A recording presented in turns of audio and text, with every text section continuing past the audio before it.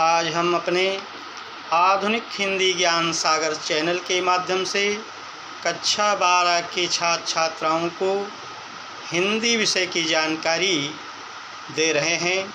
सभी छात्र छात्राओं के प्रति हमारा कहना है कि सब हमारे आधुनिक हिंदी ज्ञान सागर चैनल को सब्सक्राइब करें, जुड़ें इससे और अपने साथियों को भी इससे जोड़ने का प्रयास करें। तो हिंदी साहित्य में कक्षा 12 में सबसे पहला पाठ है भारतेंदु हरिश्चंद्र जी। भारतेंदु हरिश्चंद्र जी भारतेंदु युग के कवि हैं और इनका जन्म 9 सितंबर को सन 1850 ईस्वी में काशी में हुआ था और जब ये 5 वर्ष के थे तब इनकी माताजी का निधन हो गया तथा 10 वर्ष की अल्पायु में ही इनके पिताजी का भी स्वर्गवास हो गया था।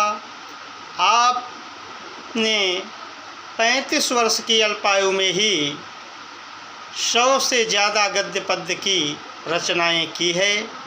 आपका देहांत सन 1885 ईस्वी में हो गया। तो कक्षा 12 में सबसे पहला पाठ है, पहली रचना इनकी प्रेम माधुरी है।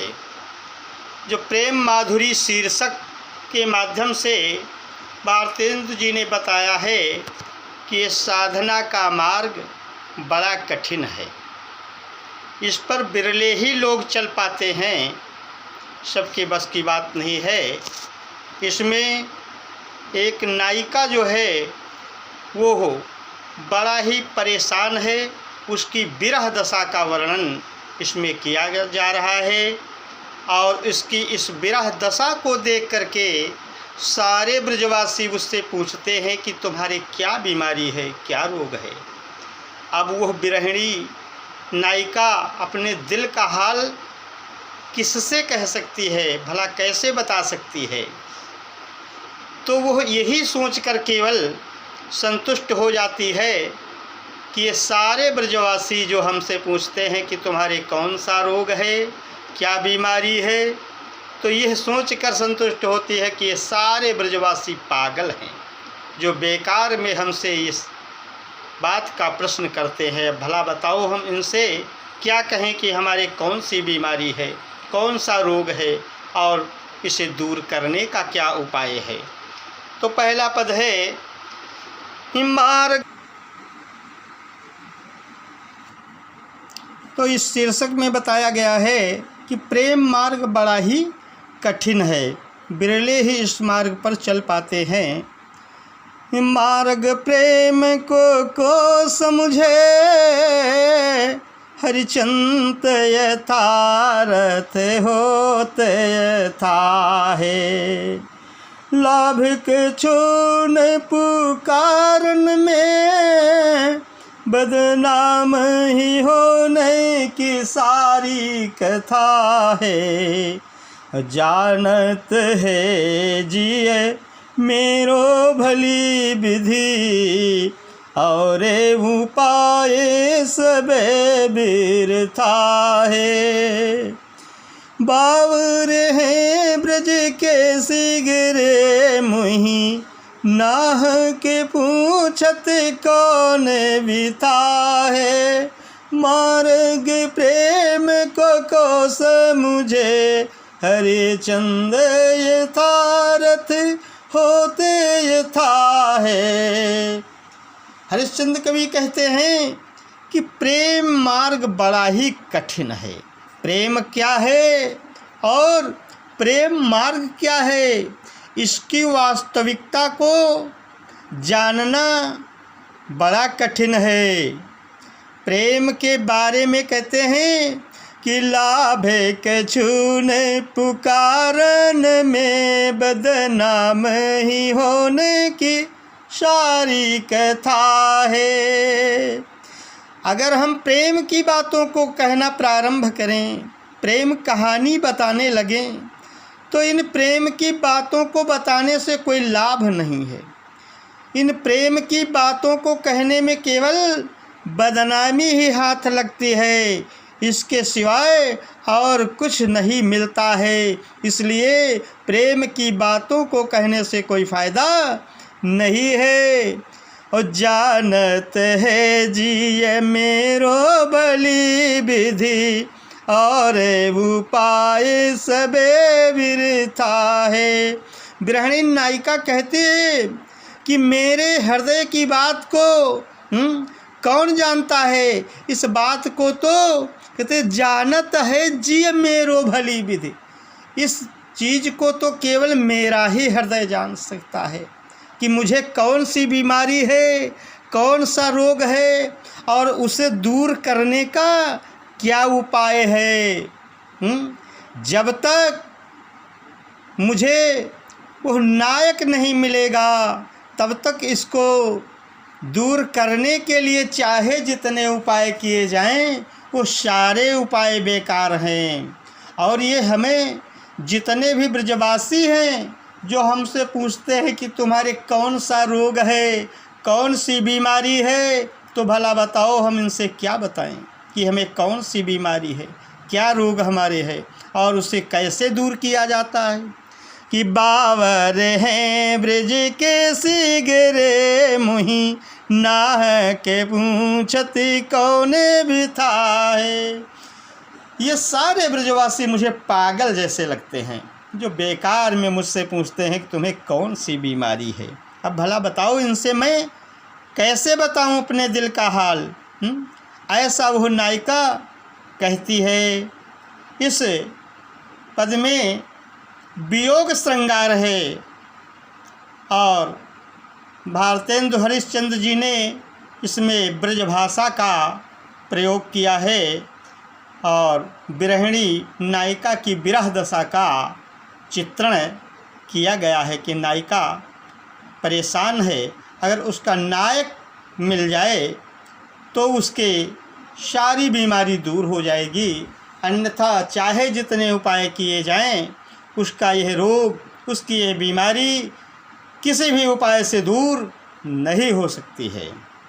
आगे देखिए, एक नायिका का प्रियतम या नायक परदेश जाने के लिए तैयार है।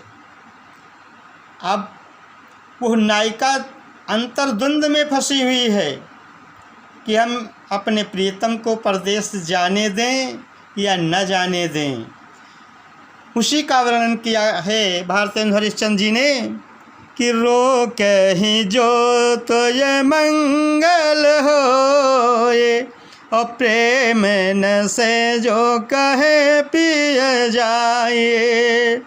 जो कहे जाहु न तो प्रभुता, जो कछु न कहे तो स्नेह न साइए।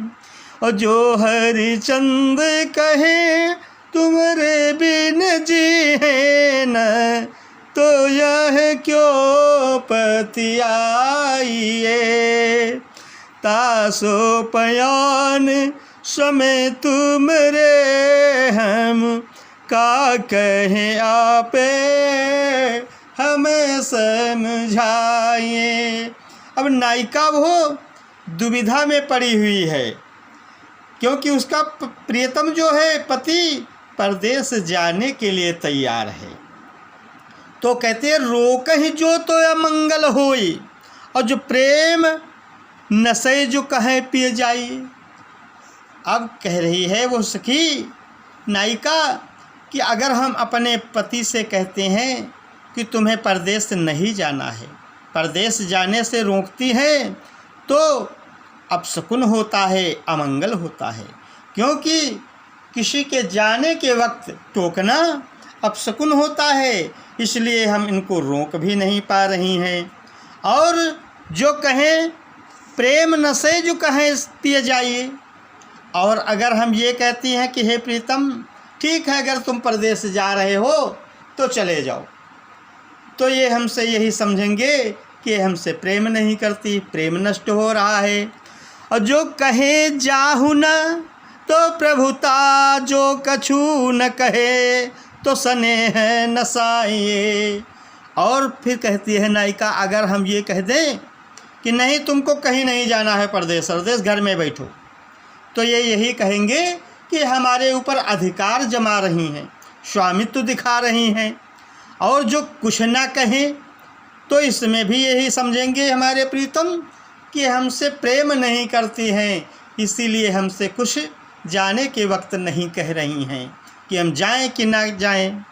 और जो हरिचंद कहें तुम्हारे बिन जी है ना, तो यह क्यों पति आइए। हरिश्चंद्र कवि कहते हैं कि वह नायिका कहती है कि अगर हम यह कह दें अपने प्रीतम से कि तुम तो परदेश जा रहे हो, लेकिन अब हम तुम्हारे बिना जीवित नहीं रह सकती हैं, तो भी हमारे प्रीतम को विश्वास नहीं होगा। तो तासो पयान समय तुमरे हम का कहे आप हमें समझाइए। इसलिए कहती है नायिका, हे प्रीतम, अब आप ही मुझको समझा करके बता दो कि हमें क्या कहना है। हम अपने मन से कुछ भी नहीं कहना चाहती हूँ, आप ही मुझे समझा करके बता दें कि आपकी प्रस्थान बेला के समय में मुझे क्या कहना है। इस पद में सवैया छंद है, प्रसाद गुण है और श्रृंगार रस है। अगला देखिए, अगले पद में यह नायिका बताती है अपने प्रियतम के प्रति कि हमारा और प्रियतम का मिलन ना हो सका तो कोई बात नहीं है, ये तो सब अपने अपने भाग्य का ही खेल होता है, फल होता है। ये मेरे दुर्भाग्य की बात है जो हमारा और प्रीतम का मिलन ना हो सका। उसी का वर्णन इस पद में किया जा रहा है कि आज लो जो न मिले तो कहाँ हम तो तुम्हारे सब भांति कहाँ में, और मेरो उराहनो है कछु नाही, सबे फल आपन भागे को पावें। जो हरिचंद भई सो भई, अब प्राण चले चहे तासो सुनावें। प्यारे जुहे जग की ये रीति, विदा के समय सब कंठे लगावें। आज लो जो न मिले तो कहा हम तो तुम्हारे सब भांति कामें। नायिका कहती है, प्रीतम, आज तक हमारा आपका मिलन ना हो सका तो कोई बात नहीं, हम तो वैसे ही सब प्रकार से तुम्हारी ही कही जाती हैं। ये तो मेरे दुर्भाग्य की बात है कि हमारा आपका मिलना नहीं हो सका है। मेरो उराहनो है कछु नाही, और सबे फल आपन भाग को पावें। नायिका कहते हैं, इसमें मैं कोई शिकायत नहीं करती हूँ तुमसे, ना ही कोई उराहना दे रही हूँ। भाई ये तो अपने अपने भाग्य का खेल होता है। हमारा ये दुर्भाग्य रहा जो कि हमारा आपका मिलन ना हो सका। सभी लोगों को अपने अपने भाग्य का फल मिलता है। और जो हरिचंद भई सो भई, अब प्राण चले चहता सो सुनावें। हरिश्चंद कवि कहते हैं कि वह नायिका कहती है अपने प्रीतम से कि हे प्रीतम, अब मेरी अंतिम बेला आ गई है, अर्थात मेरी मृत्यु का समय आ गया है, अंतिम विदाई का समय आ गया है। तो प्यारे जो है जग की ये रीति, विदा के समय सब कंठे लगावें। हे प्यारे प्रीतम, ये तो संसार का नियम है कि विदाई के समय सभी लोग अपने अपने प्रियजनों को गले से अवश्य लगाते हैं। इसलिए हे प्यारे प्रीतम, मेरी अंतिम बेला है, मेरी यही आकांक्षा है कि मेरी अंतिम बेला के अवसर में आप मुझे अपने से गले से अवश्य लगा लें। इसमें नायिका की अंतिम आकांक्षा को व्यक्त किया गया है कि उसकी अंतिम इच्छा क्या है। इसमें भी शमैया छंद है और ब्रजभाषा का प्रयोग किया गया है। आगे देखिए, भगवान कृष्ण जो है उद्धव को गोपियों के पास भेजते हैं और ईश्वर की सर्वव्यापकता का उपदेश देते हुए उद्धव गोपियों से ज्ञान के उपदेश को धारण करने के लिए कहते हैं। लेकिन गोपियाँ श्री कृष्ण के प्रेम में रंगी हुई हैं, प्रेम रंग में रंगी हुई हैं। इसलिए उद्धव जी के योग साधना और ज्ञान के उपदेश को मानने के लिए किसी भी कीमत पर संभव नहीं है। तो इसी का वर्णन इस पद में किया जा रहा है। व्यापक ब्रह्म सबे थल पूरन है, हम हूँ पहचानती हैं। और पे बिन नंदलाले बिहाले सदा, हरे चंदे न ज्ञान ही ठानती हैं। तुम उद्धव यह कहियो मुनसो, हम और कछु नहीं जानती हैं। पिए प्यारे तिहारे निहारे बिना, आँखियाँ दुखिया नहीं मानती हैं। उद्धव ने गोपियों को ईश्वर की सर्वव्यापकता के विषय में बताया। भाई श्री कृष्ण भगवान ने उद्धव को इसलिए भेजा कि जाओ गोपियों से ये कह दो कि हम कहीं गए नहीं हैं, हम तो हर जगह विद्यमान हैं। तो वही उद्धव गोपियों को ईश्वर की सर्वव्यापकता के बारे में बताते हैं। तो गोपियाँ उद्धव से कहते हैं ये तो हम भी भली भांति जानती हैं कि ईश्वर सब जगह व्याप्त है, ईश्वर सब जगह व्याप्त है, ये हम भी भली भांति जानती हैं। कहते हरि व्यापक सर्वत्र समाना। जब ईश्वर हर जगह समान रूप से विद्यमान हैं तो कुछ लोग कहने लगते हैं कि हमको ईश्वर दर्शन नहीं देते हैं। भाई हर जगह जब ईश्वर है तो हमें दर्शन क्यों नहीं देते हैं? दर्शन देना चाहिए। और ये कहा गया है कि ईश्वर हर जगह विद्यमान है। तो लोग अक्सर करके यही कहा करते हैं कि ईश्वर जब हर जगह मौजूद है तो हमें उसके दर्शन क्यों नहीं होते हैं। कि हरि व्यापक सर्वत्र समाना, जब सभी जगह समान रूप से विद्यमान है।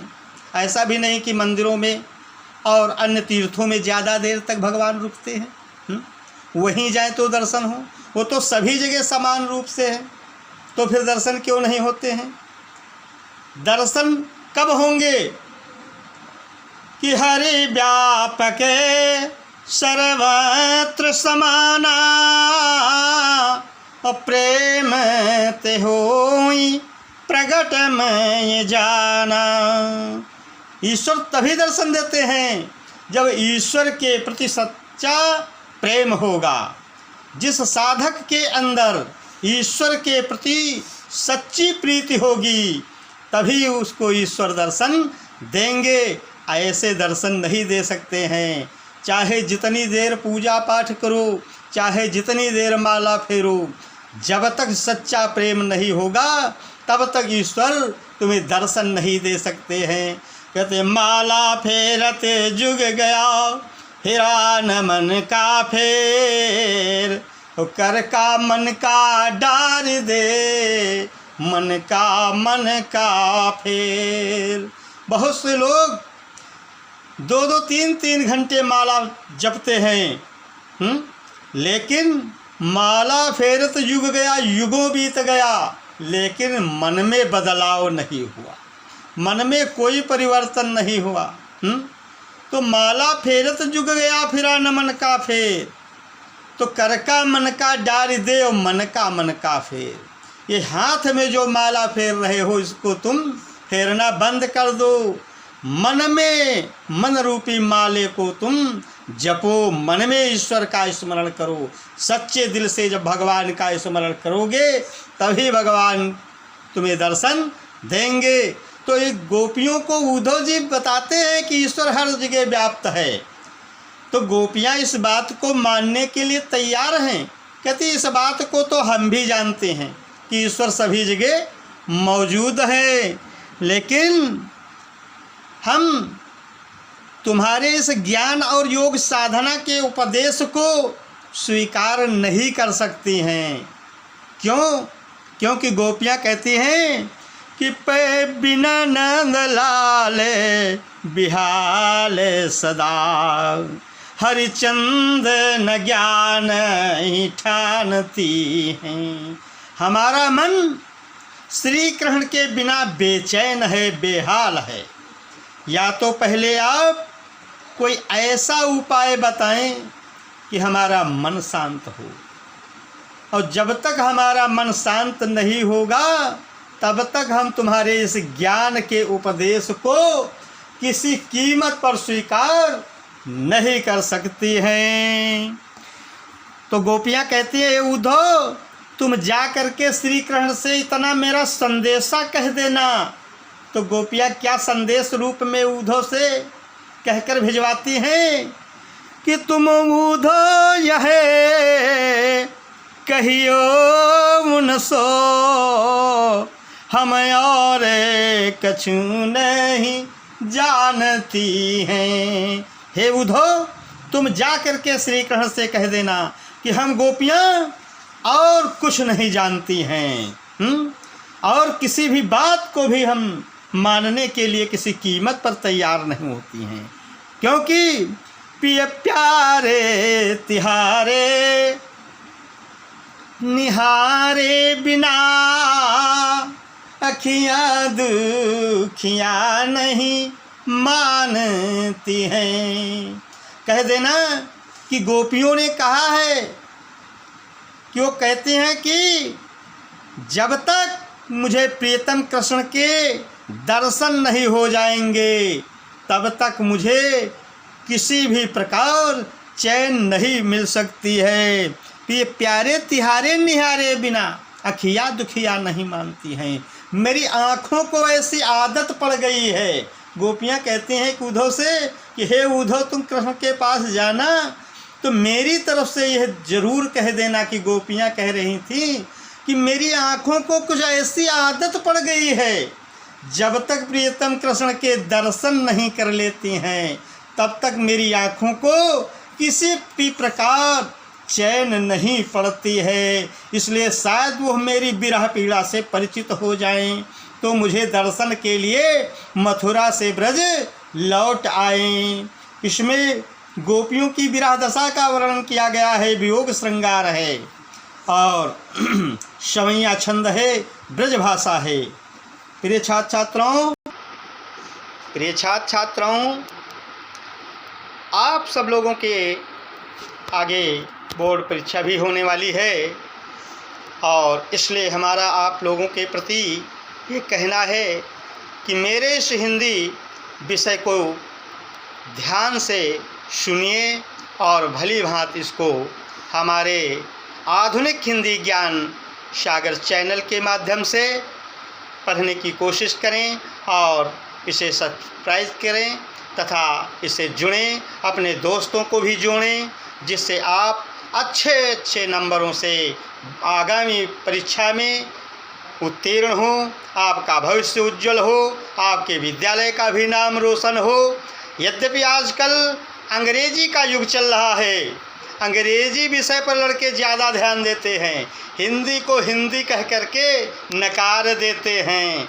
लेकिन प्रिय छात्रों, हिंदी हमारी राष्ट्रभाषा है, राजभाषा है सरकारी अदालतों में, कोर्ट कचहरियों में भी हिंदी को ही वरीयता दी जाती है। इसलिए कि अंग्रेजी पढ़ लाख विधि, चाहे गुण हो प्रवीण, और पै बिनु निज भाषा ज्ञान के, रहो हीन के हीन। यद्यपि अंग्रेजी जरूरी है, लेकिन केवल अंग्रेजी भाषा का ही ज्ञान होने से तुम्हारा सबका भविष्य उज्जवल नहीं हो सकता है।